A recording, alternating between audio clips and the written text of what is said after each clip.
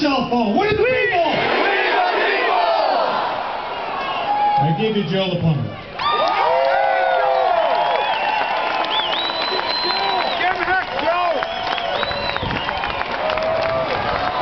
We love Joe!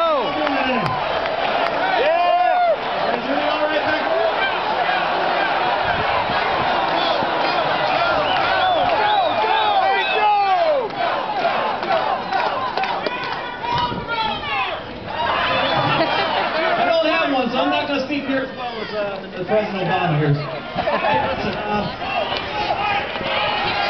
Right into the end of it. Hey, I don't really have a funny story to tell you all today. I'm here for one reason. That's one reason only, because I love America.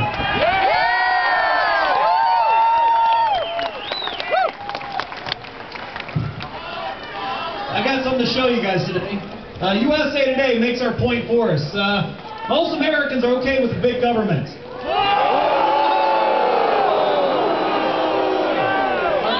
Are you telling me USA didn't come to your house and ask you that question? That's not real! Come on now, I mean, they wouldn't print stuff that's not true. Well, that's the point. Mainstream media wants to point us or paint us as a bunch of extremists, right? You know, we're in search of liberty, right? Yeah. We want our freedoms. What's so extreme about that? Right now we're practicing our First Amendment right here. Right. That's absolutely incredible. We have that right and we're going to take advantage of it. Right. Absolutely. I didn't reinvent the wheel. I'm just like everybody else here. You know, I got my ideals. I got some thoughts in my head. I like to stand on a soapbox and tell people how upset I am. Just normally no one would listen to me 6 months ago. You know? Now all of a sudden I get to speak out and talk, and it's not all my own ideas. I have lots of emails, lots of letters people send me and ask me, say, you know, I think this is a good idea. And I'll sit there and read it like, oh man, yeah, that's awesome. So I'll share it with people. You know, let me read something to you. Like I said, I didn't reinvent anything. I'm just regurgitating. I believe in common sense. That's not unusual. This came from a gentleman, his name's Kevin Gary Noddler. Let's all live within our means to have a future. Socialism is not the correct answer. I mean, that's it, right there. Live within our means. I know that's a really odd thought. You know, extremists. You know, let me give you another extremist view. In God we trust. If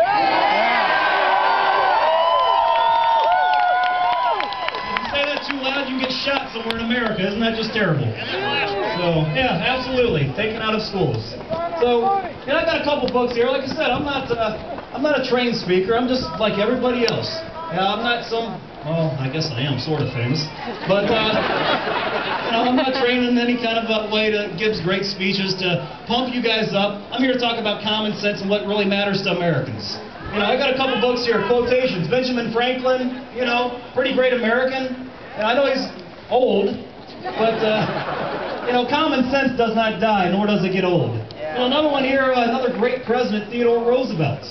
I mean, these guys were about actions, not words. And that's all we hear in Washington. I spent 3 weeks in the month of February in Washington, and all I heard was special interests and lobbyists. Special interest lobbyists. I didn't hear anything about the American people.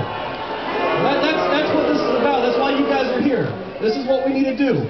So just like you, I came here today to have my voice heard. When I go home, I'm not going to just turn on the TV and forget about it. I'm going to keep working. I'm going to call my senators. I'm going to call my congressmen. There's so many organizations out there like AFP, Fairtax.org, Media Research Center, Sam Adams Alliance. I mean, there's all these great organizations that you can be a part of, have your voices heard. The more your voice is heard, the actual change that can take place. Not that fake change, real change.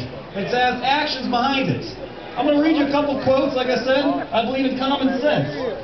Now, here's a great quote. This by Benjamin Franklin. You know, one of the smartest founding fathers that we had out there. He says, the Constitution gives the people the right to pursue happiness.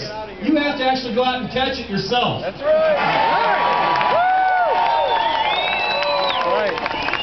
You know, it's that simple. You actually have to go out and work for yourself. Another odd concept, I know, but it's what you got to do. That's how I was raised, and that's what I do every day. You know, I get up, you know, just a hard-working American. You get up, you go to work, you do your thing, you come home. You don't expect the government to rape you when you're done.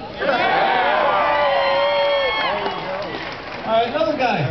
Roosevelt. This guy was just absolutely incredible. You know, he said something, the first requisite of a good citizen in this republic of ours is that he shall be able and willing to pull his own weight.